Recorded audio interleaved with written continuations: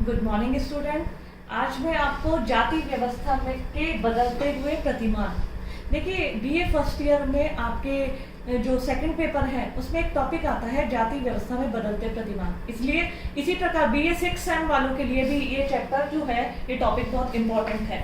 इसमें देखिए जाति व्यवस्था के बदलते प्रतिमानों की बात करें तो पहले जाति व्यवस्था में जैसे मैंने जाति की विशेषताएं बताई थी, धीरे धीरे समय बदला। हमारे संविधान में अनुच्छेद 17, अनुच्छेद 15 धर्म, मूल वर्ष, जाति, लिंग के आधार पर भेदभाव को निषिद्ध किया गया। अनुच्छेद 17 में अस्पृश्यता यानी छुआछूत का अंत कर दिया गया। इसी प्रकार अनुच्छेद 21, अनुच्छेद 25, 26, 27 इनके माध्यम से निम्न जातियों को बहुत सारे अधिकार और स्वतंत्रताएं दी गई, जिस कारण क्या हुआ, ये जो जाति व्यवस्था थी इसमें जो ये सिस्टम था इस सिस्टम में बदलाव आया। और ये बदलाव किस किस प्रकार से आए, देखिए पहला था ब्राह्मणों की स्थिति में गिरावट। जाति व्यवस्था में जो ब्राह्मणों का शीर्ष स्थान था उनकी स्थिति बदली, क्योंकि कहीं ना कहीं जो हमारे मैंने अभी आपको बताया था आर्टिकल 17 अनुच्छेद 17 जिसमें अस्पृश्यता या छुआछूत का अंत किया गया था कि कहीं ना कहीं जो व्यक्ति किसी दूसरे के साथ छुआछूत करेगा, इस तरह का दुर्व्यवहार करेगा तो वो उसको उसके अनुरूप सजा दी जाएगी। इसी प्रकार अनुसूचित जाति, जनजाति, अन्य पिछड़े वर्गों के लिए आरक्षण का प्रावधान किया गया, जिससे उन्होंने अपनी स्थिति को समाज में ऊंचा उठाया, ऊंचे ऊंचे पदों को अपनाया, ऊंची शिक्षा ग्रहण की। और आज कौन सा ऐसा पद नहीं है कि जो डॉक्टर, इंजीनियर, जज, हमारे प्रधानमंत्री, हमारे राष्ट्रपति से लेकर निम्न जाति के व्यक्तियों ने उनको सुशोभित किया है। तो जाति व्यवस्था में ब्राह्मणों की स्थिति में गिरावट आई। इसी प्रकार नेक्स्ट पॉइंट है जातीय संस्तरण में परिवर्तन। जो संस्तरण था ना हमारे जाति का कि ब्राह्मण, क्षत्रिय, वैश्य और शूद्र, ये भी बदला।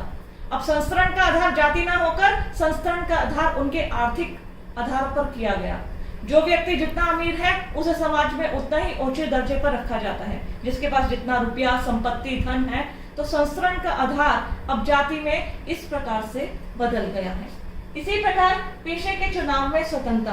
पहले अपनी ही जाति के पेशे को व्यक्ति चुन सकता था, लेकिन हमारे जो मूल अधिकार है, मूल अधिकार में यह कहा गया कि व्यक्ति कोई भी पेशे को चुनने के लिए स्वतंत्र है।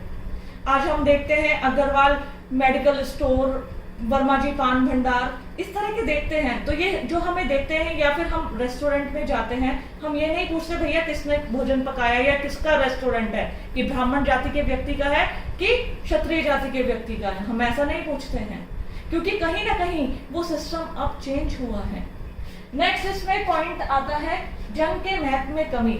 पहले कहते थे व्यक्ति जो जिस जाति में जन्म लेता है उसकी जाति के अनुरूप वो उतना ही समाज में उच्च स्थान प्राप्त करता है। अब जन्म के स्थान पर कर्म व्यक्ति का महत्वपूर्ण है।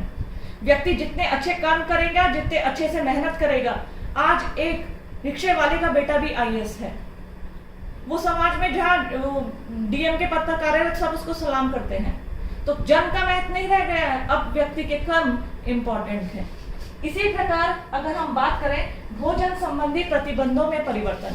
पहले ऐसा कहा जाता था कि ब्राह्मण जाति का व्यक्ति या क्षत्रिय, वैश्य जाति का व्यक्ति शुद्ध जाति के यहाँ नहीं जाते, ऐसा नहीं है। अब हम विवाह के निमंत्रण पे, हमारे आस पड़ोस, हमारी कॉलोनी में जो विवाह के निमंत्रण पे हम सादर सबके यहाँ एक दूसरे के यहाँ जाते हैं। कहीं ना ये छुआछूत की भावना बहुत कम हुई है, या अब इस तरह भावनाएं नहीं रह गई है। हम रेस्टोरेंट में जाते हैं, हम ये नहीं पूछा कि ये किसने भोजन पकाया है, कि ये जो डोसा बनाया है ये ब्राह्मण जाति ने बनाया कि क्षत्रिय जाति ने बनाया है। अगर शूद्र ने बनाया तो हम उस भोजन को ग्रहण नहीं करेंगे, ऐसा नहीं है। नेक्स्ट है इसमें विवाह संबंधी प्रतिबंधों में परिवर्तन। 1954 में विशेष विवाह अधिनियम आया था। इसी प्रकार भारत में 1955 में हिंदू विवाह अधिनियम आया था। और वो दोनों अधिनियम में ये स्पष्ट उल्लेख था कि अंतरजातीय विवाह को और इवन 1954 के विशेष विवाह अधिनियम में अंतरधार्मिक और अंतरजातीय दोनों विवाहों को अनुमति दी गई। अब अपनी ही जाति में विवाह करना अनिवार्य नहीं है। अंतरजातीय विवाहों का प्रचलन दिन पर दिन बढ़ता जा रहा है। इसी प्रकार अगर हम बात करें अस्पृश्य जातियों के अधिकारों में वृद्धि। आज अगर हम अस्पृश्य जातियों के अधिकारों की बात करें, आज ऐसा कौन सा पद नहीं है, कौन सा स्थान नहीं है जो अस्पृश्य जाति या निम्न जातियों के व्यक्तियों ने ग्रहण नहीं किया है। मैंने जैसा कि अभी बताया है, व्यक्ति के जन्म इम्पोर्टेंट नहीं है, व्यक्ति का कर्म भी उतना ही इम्पोर्टेंट है। तो कहीं ना कहीं अस्पृश्य जाति के अधिकारों में वृद्धि हुई है। जब वो ऊंचे पदों पर पहुंचे हैं, उनके बच्चे विदेशों में शिक्षा ग्रहण कर रहे हैं, तो कहीं ना कहीं उनके अधिकारों में भी वृद्धि हुई है। इसी प्रकार जातियों के बदलते हुए संबंध, जातियों में जो इंटर रिलेशन थी, अंतरजातीय संबंध थे, आपस में संबंध थे, वो भी बदले हैं। मैंने जैसा कि बताया है, बड़े बड़े शहरों में, महानगरों में कोई जाति नहीं पूछी जाती।